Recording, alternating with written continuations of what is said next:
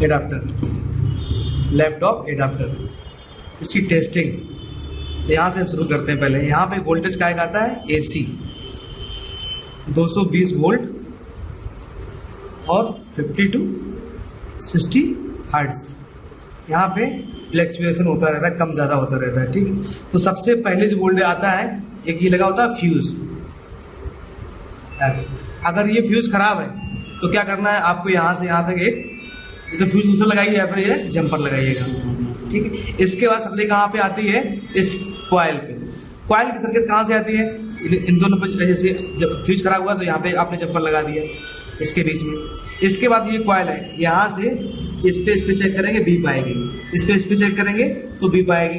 फिर इसकी सप्लाई आती है ब्रिज रेक्टिफायर पे, इस ब्रिज रेक्टिफायर पे। इसमें क्या होता है, AC जाती है और DC निकलती है, इस टाइप से होता है।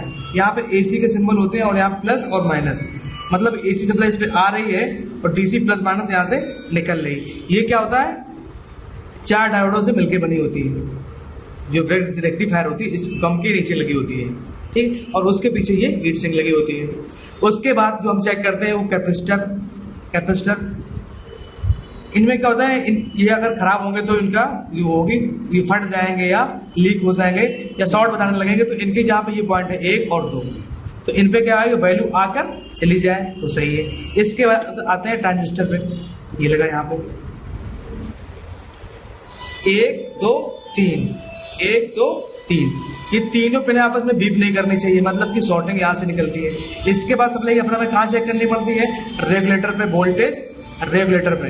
ये है यहाँ पे 19 वोल्ट, ये भी तीन पिन आपस में इसकी मतलब कि बीप नहीं करनी चाहिए। इसके बाद ये कैपेसिटर, ये 2 पिन आपस में बीप नहीं करनी चाहिए, ये भी नहीं करनी चाहिए, और ये 3 पिन आपस में नहीं बीप करनी चाहिए, तो सही है। अब हम चेक करते हैं मल्टीमीटर कहाँ पे लगाया, बजर रेंज पे। ओके, यहाँ पे लगाया। तो सबसे पहले हम चेक क्या करेंगे,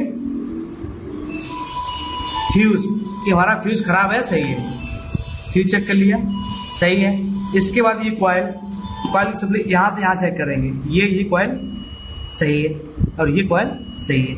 अगर ये खराब है तो यहाँ से हम यहाँ से जोड़ देंगे जंपर। इसके बाद आते हैं ब्रिज रेक्टिफायर पे, ये लगा है ब्रिज रेक्टिफायर यहाँ पे दम के नीचे।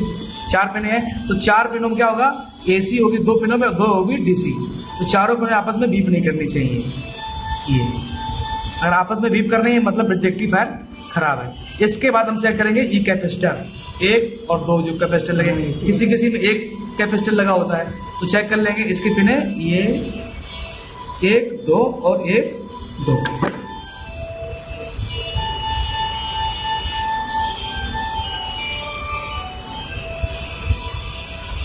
वैल्यू आगे चलेगी, सही है। ये गड़बड़ कर रहा है सर। ये कैपेसिटर क्या है इसका, या तो चार्ज होगा तो इसको हम डिस्चार्ज कर सकते हैं सिमटी से।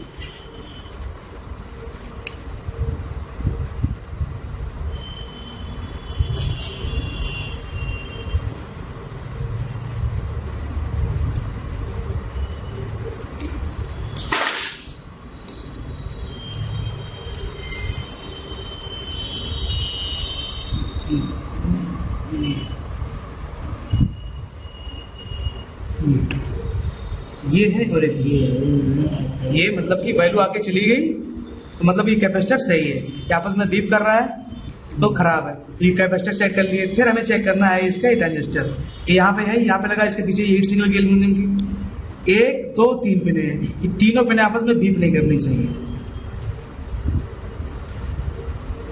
और बीप करेंगी तो यही हमें चेंज करना है, ये सही है। ओके, इसके बाद हमें क्या चेक करना है, ये वोल्टेज रेगुलेटर यहाँ पे, तो इसकी भी 3 पिने यहाँ पे 1 2 3, ये 3 पिने आपस में बीप नहीं करनी चाहिए, तो सही होता है।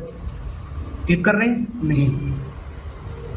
ओके, इसके बाद सबले आती ये 2 कैपेसिटर जो लगे होते हैं यहाँ पे पीछे, 2 कैपेसिटर है, एक इनके 2 पॉइंट, इनके 2 पॉइंट, एक प्लस सिरा एक माइनस सिरा, फिल्टर के लिए लगे होते हैं। वैल्यू आगे चलेगी, सही है। वैल्यू आगे चलेगी, सही है। अब काम सब आती है फाइनल राउंड पे, यहाँ से DC आउट होती है 19 वोल्ट।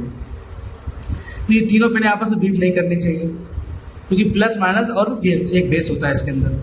ठीक, तो अब इसकी टेस्टिंग सही है। अगर इनमें से बीप कर रहा है तीनों पिने से तो मतलब कि शॉर्टिंग है। यहाँ पे अगर 3 पिने बीप कर रही हैं, आपस में 2 पिने बीप कर रही है तो क्या है, शॉर्टिंग है। या इसमें शॉर्टिंग हो सकती है, बीप करने लगेगा या यहाँ पे। तो अब हम चेक क्या करते हैं, सबसे पहले तो ये वायर चेक करते हैं कि एसी के इसमें वायर कनेक्टेड है या नहीं। फिर फ्यूज चेक करते हैं, फ्यूज उड़ जाता ज़्यादा वोल्टेज से। या फिर हम कॉइल चेक करते हैं, और इसके बाद ये कैपेसिटर, इसके बाद ट्रांजिस्टर, वोल्टेज रेगुलेटर, कैपेसिटर, और इसके बाद ये यहाँ पे। अब इसके बीच में भी कई कंपोनेंट लगे होते हैं, जैसे कोई कैपेसिटर है, उनको भी चेक किया जा सकता है। रेजिस्टेंस लगी है तो वो कंपोनेंटों की कंपोनेंट, जैसे डायोड लगा है, डायोड की टेस्टिंग कर लीजिए। शॉर्ट होगा तो खुद ही बताएगा डायोड। या मॉसफेट लगा है, मॉसफेट चेक कर लो। फ्यूज लगा है तो बीप करेगा, ठीक, ओके। ये ओ लिखा है तो फ्यूज है, बीप कर रहा है, सही है, बस डन और हो गया।